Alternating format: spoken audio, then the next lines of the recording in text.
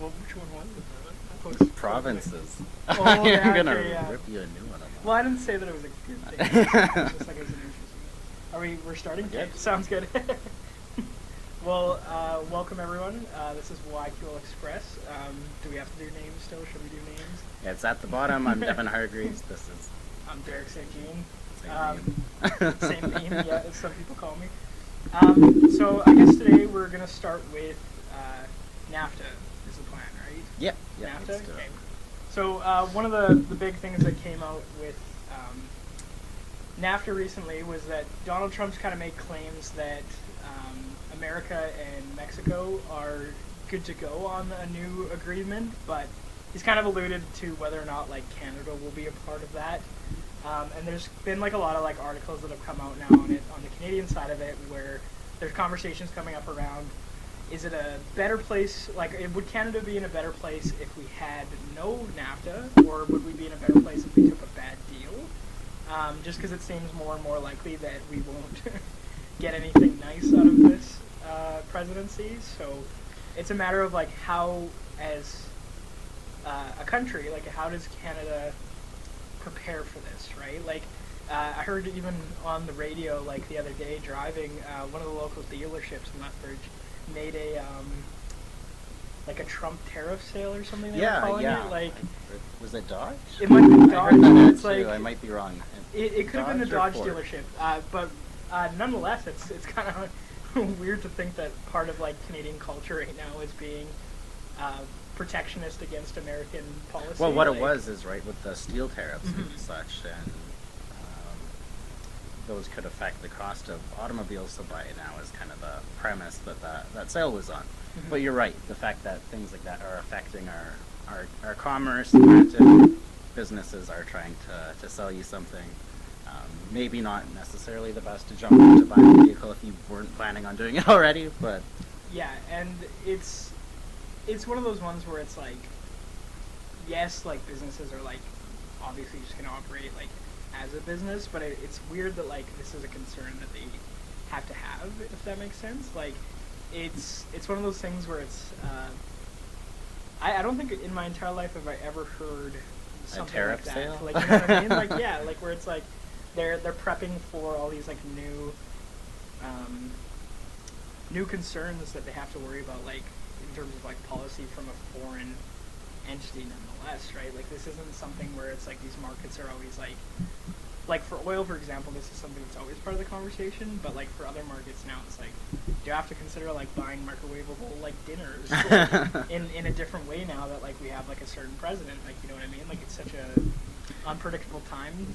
yeah, definitely. I don't Politics. know if it would have been the first time we've had trade wars before, but definitely the first time that I could remember as well, where it's such a big thing. What I want to know is if Trump's getting all chummy with Mexico now, are we going to get the wall or not? Well, wasn't it, there was like an Onion article or like a Beaverton article where they made a joke about Mexico will finally agree to pay for Trump's medical bills or something like that. They made a joke where it's like, or like imprisonment bills or something like that, where it's like, yeah, there's certain things where it's just like, it's tough to like, it's tough to gauge where this presidency will like lead any like North American country at the moment, if that makes sense, where it's like so much of what they're asking is just like unreasonable, but then at the same time it's like that country does have enough sway that it's like they could put us in a place where we don't have a choice, you know what I mean? Like, should we be in this place? No, but are we? Yes. Like, it's it's a tough place to navigate, but Definitely. Well, and did you hear Trump's latest stunt?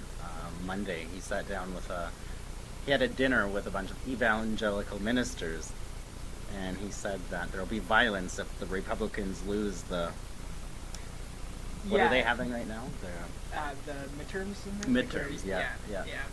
Let's pull a bunch of preachers into a closed-door dinner and preach fire and brimstone to ministers. That's kind of like the opposite of church, with the separation of church and state. I was gonna say, like, that's definitely something that's like,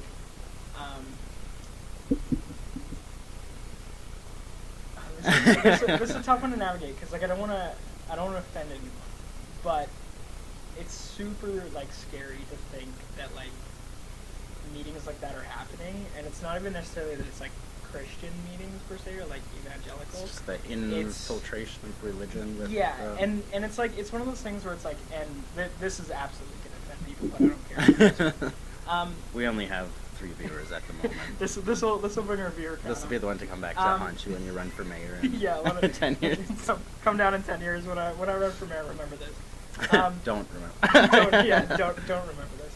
But I guess like when people look at like things like Islam and like when people get like really like bigoted towards stuff like that, like they're always worried about like the infiltration of like Islam into our society.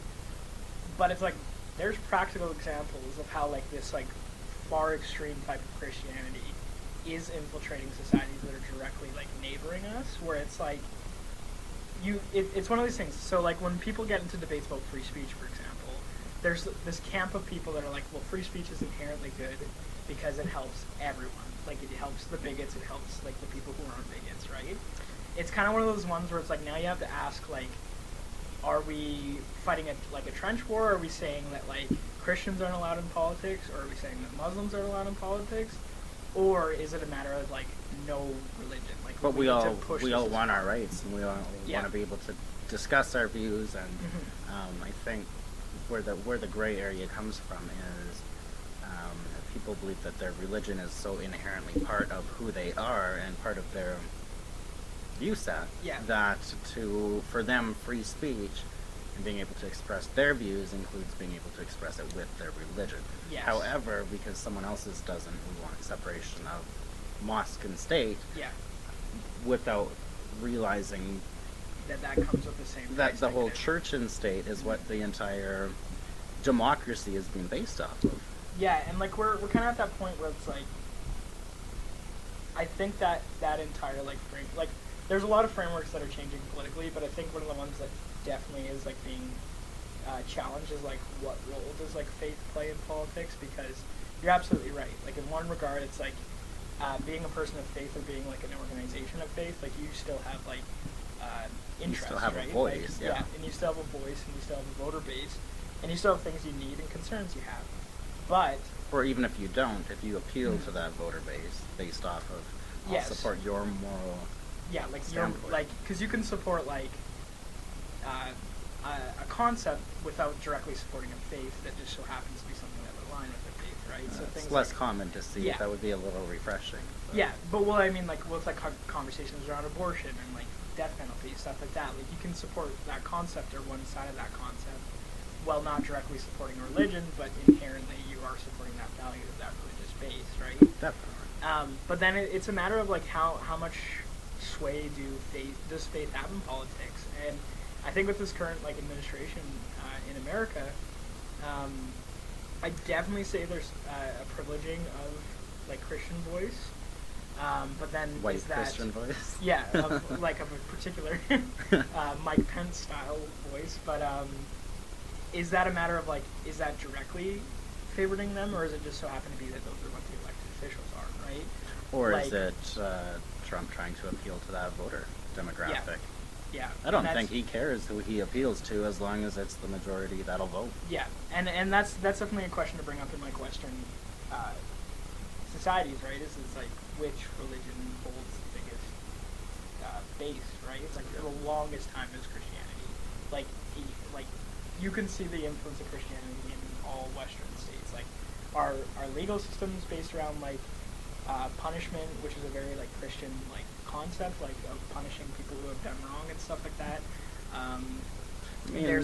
There's allusions to God in our anthems, like in different like public buildings. That it's like there's definitely a Christian influence in the culture that we exist in, but that's a matter of like, is it Christian history? Like, is it just because we come from like a Christian background for like people who have made decisions, or is that us to this day continuing to privilege Christian voices in like modern political conversations, right? So that's why it's like things like this I think are spooky, I guess. Not we are a little like, off topic. But no, and I just mean like in regards to this, like because Donald Trump's not going to sit down with Islamic leaders, he's not gonna sit down with like Hindu leaders. Like Depends if he needs that's the money. that's what I mean. Like right. So it's like there is some like hope and comfort knowing that like he's only appealing to like who can get him elected, I guess, or like who can continue his presidency. But it's still scary, I guess. Like for me personally, like this is something that like makes me tense, and it's not I hate Christians and all Christians are bad, but it's more just like why are these people like in this room, right? You know what I mean? Like, but Yeah. And then back to your comment about Trump not being sure about Canada. I think today was a great example of that.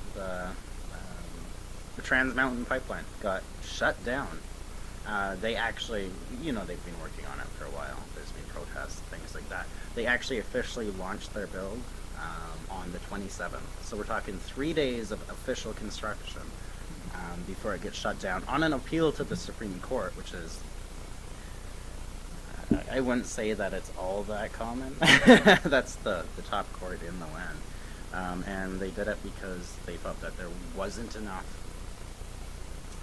And I don't want to get too far into this because we talked about it very heavily on our last show. It was due to the fact that they didn't feel First Nations had been consulted appropriately or thoroughly enough, and Wales. and Wales. Yeah. Okay. But like, isn't there like a huge... Let me elaborate on the second part. I was gonna say there's a huge like. So the Wales. the proposal that had initially been approved, right, didn't factor in the shipping that would be going out of BC. Okay. So they didn't take into environmental impact studies or anything like that, the effect it would have on marine biology. Okay. So just completely overlooked that when the pipeline got approved. Mm-hmm. So that's less of a like. That doesn't mean it's like an inherent risk. It's just that it wasn't considered as part of like the. Pretty the much, original but that's plan. huge, and we're 1 year out from an election now to redo it and take it back to the Supreme Court. Yeah. It's. This is going to look really awful on both Notley and Trudeau, and we're both a year out from an election on both of those. If I wasn't doing this show with you right now, I'd be watching, and you'll probably go back and watch it too. Notley's doing a live press conference at 6 p.m. right when we started. Oh, is she? So you might want to go back and check that out after this, but that'll be interesting. Is that in regards to like the pipeline? You mean, or like? Yeah, I'm sure it is. Okay. Yeah, no, that it's definitely like an interesting thing because I saw a really funny Facebook post about kind of like this concept too, right? Somebody I know, do you know Warren Kinsella? He's like a guy in Ottawa, I think, or Toronto right now.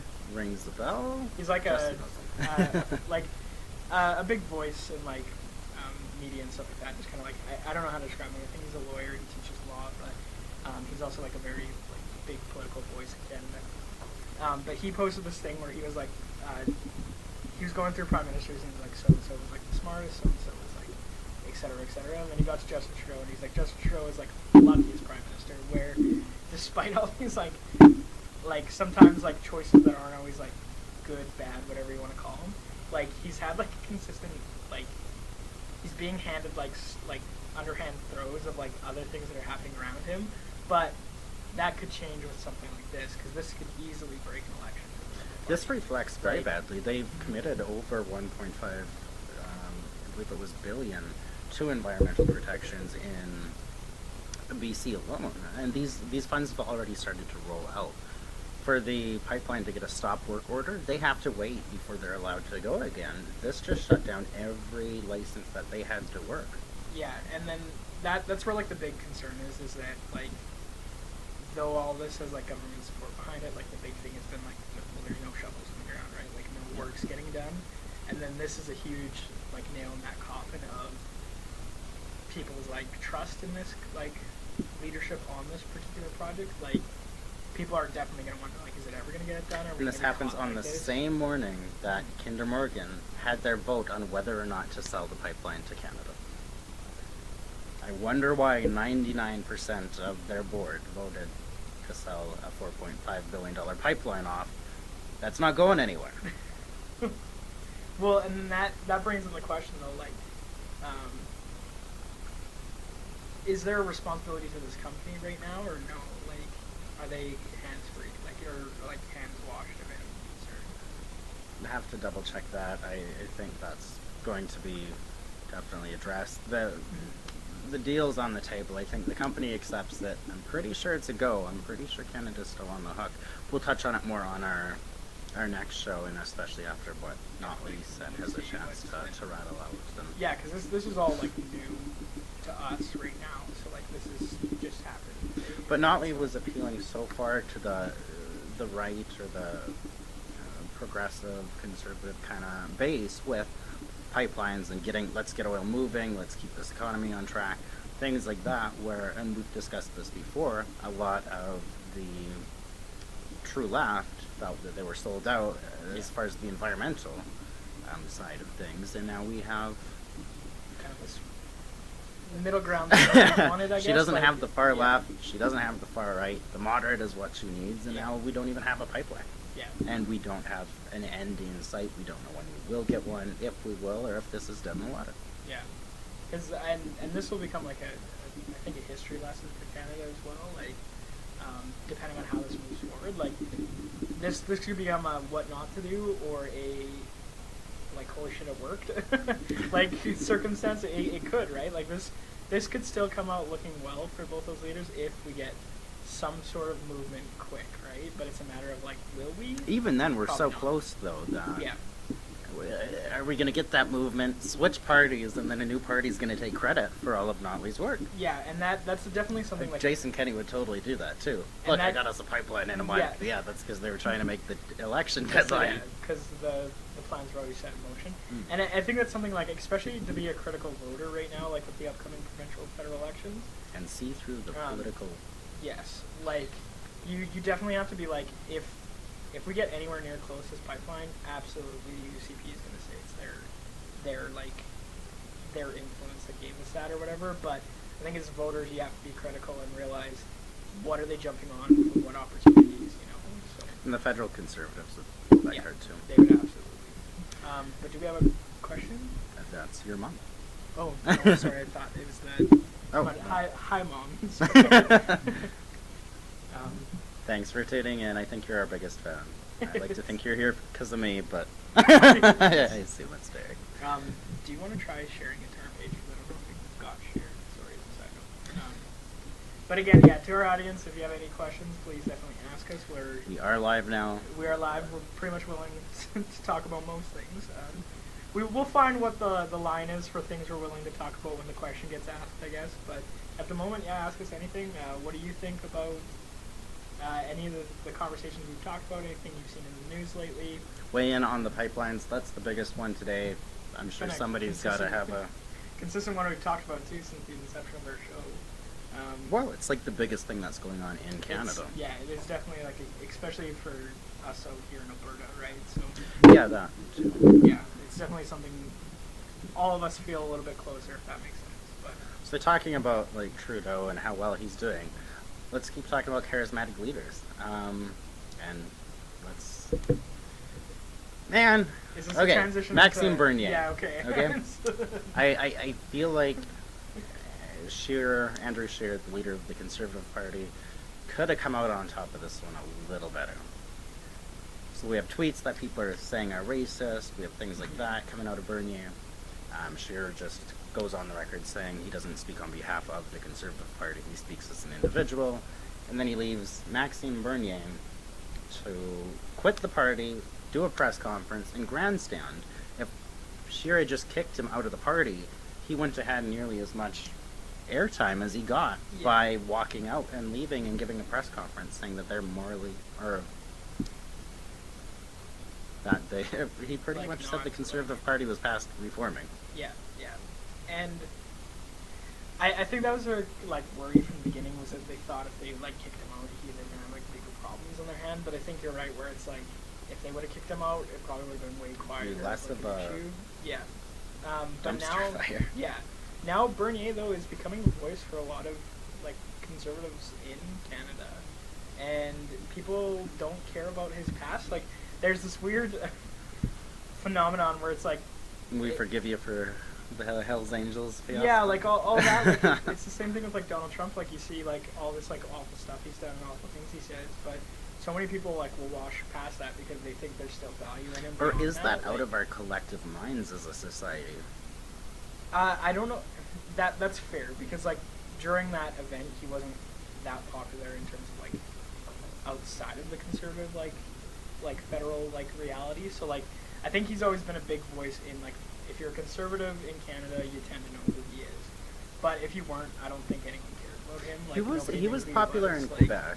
Yeah, and like I guess like that's fair. Like in his like relevance. But if you're like anyone who's not a conservative in any of the province, like you didn't know or care about him until that fiasco and then until his leadership and so on.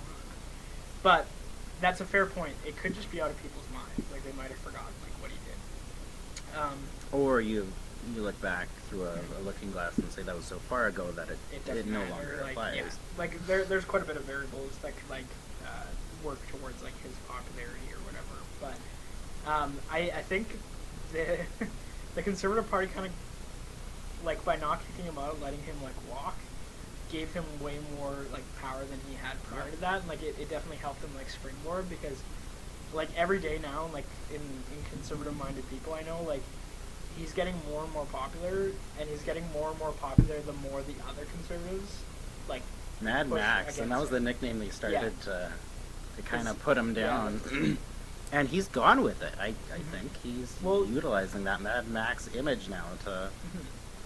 And that's even a part of like Derek Fiddlebrand, for example. Fildebrand. Fildebrand, yeah, Fiddlebrand. Fiddlebrand. Freudian slip there. He was a huge supporter of him. Like on all of his social media, he was campaigning for Bernier, right? And I think that's because like they're part of that same conservative like camp, right? Where it's like Firebrand, speak your mind. Yeah, it's like one part like just full like libertarian kind of concept where it's like everything goes, and then one part like we want to run the show under our values kind of thing, where it's like there is a type of conservative that really gravitates towards these voices in Canada right now, whether that be Alberta, Quebec, or the entire country, where this definitely is going to help him. And like he doesn't have the party created yet. No, he just held the press conference. I'm making a party. So and it's a matter of like we've seen this in Canada before, right? So like this is a consistent history of the right wing in federal politics is they come together, they split up. They come together, they split up. And I think, absolutely personally, my opinion is cut your losses, admit that there's like this red Tory fiscal conservative that exists, where you're socially minded, but you want to pay less taxes. Like, admit that that's a group, and then have your SoCons like go on their own. You cannot bring those two types of people together. Like, it won't last. The only reason they come together is because they're all like, we're sick and tired of like liberal policy. Let's all just like reduce taxes. They come together, they win an election, and then they immediately fall apart. Because after that, once they're done all their fiscal policies, they can't agree whether or not like abortion's something they should support. Like, it's something like that. And I know like in the conservative convention recently, I think they talked about reopening the abortion. Yeah, like, but they passed it with like 54 to 46. It was so close. So it's like it's one of those ones where everyone's like, well, the conservatives don't want to open that up again because we voted on it, we passed it. But two parts of that where that's not a reality for the federal Conservative Party is one, it was even suggested. Two, it passed by such a thin margin, like 54 to 46. They did that with gay marriage too, though. After it was legalized, you're going to criminalize this again now that it's being legalized. Yeah, and it's one of those things where that's where it like. And I know the right wing, they just want to win elections. So does the left. Okay? I know that, but it's like you have a better chance if you just like the left wing in Canada has accepted that. There's the NDP and the Liberals, and they realize that both of them are a different type of left-leaning like party. Do that with the Conservatives. That's a good analogy. Like, and then let it be. So that begs the question: which one would be the bigger faction? Which one would win elections, do you mean? Or which one would have more support? Like right now, the NDP's never come close to the Liberals, as close as the Liberals have to forming government. Yeah. Federally. The one that would form government would probably be like fiscal red Tories. The SOCONs will never form a government in Canada, in my opinion. Red Tories might actually have a chance of stealing support from the NDP or from the Liberals. That's what I mean, right? So it's like if the Conservatives just accepted that and they split and they like focused on being like that red Tory fiscal and then that SOCON, both of them would do fine with their respective factions. The only thing is that the SOCONs would never govern, and I can say that with full certainty that we would never have a like religious-minded like valued government in Canada. I say that with full confidence, even though we have like places around the world that are like still like that. And the reason I say that is because when you really break down like the Canadian mind, like I guess, or like the Canadian voter, or like whatever you want to look at it as, there is that inherent.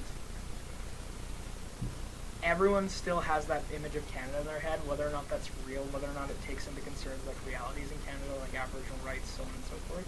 Everyone still has like that hockey player, like a nice neighbor, Timbit eating Canadian in their head. That I don't think that mindset, even as Canadians, how we view ourselves in that way. I'm going to disagree with you right there. Look at what happened in the States. Okay. We've got a very outspoken, speaks his mind president. He won the election. Phil DeBrant was getting a lot of traction. We're going to see Maxime Bernier doing that. So it's going to be a matter of how it's presented and who you appeal to. I mean, you and your friends group probably made a lot of fun of the conservative social values thing with, I think Jason Kenney helped, the values test for citizenship. Like you mean like way back? Like the last election, okay. But that still got traction with some people. Yeah, and it's and going to be a matter of taking back our identity. Maxime Bernier is working on that, saying that we can be too progressive. Some people are going to say, hey, maybe we are too progressive. Yeah, and then that's, I saw this thing on Facebook too with the... it's a pendulum, right? The left goes one way, it can only go so far before it starts to come back a bit. Yeah. And it's going to be a matter of how far back does it go. And like, I will give you that because like, I guess there has been like that whole like, and again it's connected to Maxime Bernier where he criticized that whole like diversity is our strength concept, and like now you see that on Facebook everywhere you go on like even local threads. Like I saw it recently, I think on a 94.1 post where someone was like, it was over like that local issue of like the people shooting people with BB guns. You heard about that? Oh my god. Yeah, and like the name of the adult in the group was released, and then everyone immediately jumped on like the way that the name looked, and they were like, if you commit a crime in Canada and you're not from here, ship them back. And it's like, how does a name imply whether or not you're Canadian, first of all? And then second of all, somebody said like, oh, and Trudeau keeps preaching that diversity is our strength. And they're like, see what it's I mean? not. And it's like, and that's where it's like, I'll give you that, because there are people in Canada who are bigoted, and ignorant. There's and tons. Totally throw it's just these not at them. socially correct to say that until the leader starts doing it. And that, I'll give you that. I'll retract on it. I still don't think I still don't think a SOCON government can ever, if it was blatantly SOCON, I don't think it could ever be elected. However, I will agree with you in the concept that there is more traction than I'm willing to admit in that camp of belief in Canada. However, I still think that like it doesn't have as much of a place in Canadian minds, if that makes sense. Where like I can see Canadians being like proud Christians, but I can't see Canadians being like hateful all the time in the terms of like how they want to like govern, right? Then again, you have too much faith in people. Yeah, I was gonna say, and we just talked about examples of people who are exactly opposite of that. So I recognize that like I'm kind of being wishy-washy, where I'm like, here's an example of somebody who's gonna prove my next statement wrong. But I still don't think a SOCON government could ever get elected. But I do think if there was ever a like red Tory party, I think that they could have a lot of success. I think they do well too. Because I know so many people who are liberals, they just don't want to be liberals, if that makes sense. Where they're like, I like the concept of liberal and like all of that, but I want to be more of like this classical like let me have a low tax like buy my RV type of liberal, where they're like, I don't care if you're gay, I don't care if you're Muslim, I just want to drive my big truck. Like one interesting thing I want to point out, kind of in closing, we're kind of getting close to time. right before that, Bernie's walkout, the polls, and once again, and you got called out on this on our Facebook page, I think, how much stock we were putting in polls, right? Like, how much weight Okay. do we have to give those? Not on your personal account, I think it was on our Oh, page. okay. But it showed the Liberals at 37%, the Conservatives at 33%, the NDP at 18%. So after Bernier announced his own party, the Liberals lost 3%. He pulled away from the Liberals. So they were down to 34. The Conservatives went down to 28. That's Wow. 5 Yeah. points dropping. The NDP to 16. That's pulling from all demographics there. And Bernier would have 13% of the vote if an election were held tomorrow. 13%. Okay. With no party, no candidates, no platform. And guess which province? They broke it up by province too. Guess which province supported him the most? Okay. I want to say Alberta, but then part of me is like Quebec. It was Alberta, then Saskatchewan, Okay. then Quebec. Okay. That's a weird. It's so weird to think too that like a leader could bring Alberta and Quebec together like that. Like that's. In Saskatchewan. Yeah, like those are provinces that like us and Saskatchewan get along, but the Alberta Saskatchewan like prairie with Quebec kind of thing is a weird thing. But that's definitely ask a question. But we can't assume that 13% is necessarily his alone. But it does imply that like he has a sway enough to get like, people interested. to waver the bases, right? Because theoretically, like those percentage could be like people like joking around, if that makes sense. Like, because for example, somebody who's a conservative when Bernie comes around, like they might not identify as a conservative anymore, right? And then somebody who's a liberal might jump to an NDP or something, right? Like, it just depends on how much people are willing to support him, and then how much people are willing to strategic vote against him if they don't support him, right? Like, because the NDP will lose support the more conservative the entity gets power, because people know that the Liberals have a better chance of getting elected. Same thing in Alberta, right? Like, the NDP support goes up the more the threat of a right-wing government, right? Because people know that they're the ones that are likely to hold office. That and toss-away votes. Yeah, no, of course, right? So. Anyhow, I think we're just about at time. In closing, did you have any final bits no. of wisdom or I guess not. comments? I ranted quite a bit on a few things today, so these will come back to haunt me sometime in the future, but I'm okay with that. Well, I think that's a wrap. This is a little shorter than normal for us. Try to do at least half an hour, and then usually end up going to a full hour. Tune in 2 weeks, Thursday, 6 p.m., Just FM. This is YQL. Same place, same time. Pretty much. And thanks once again to Jesse for having us. And, all right. Like the divine would do.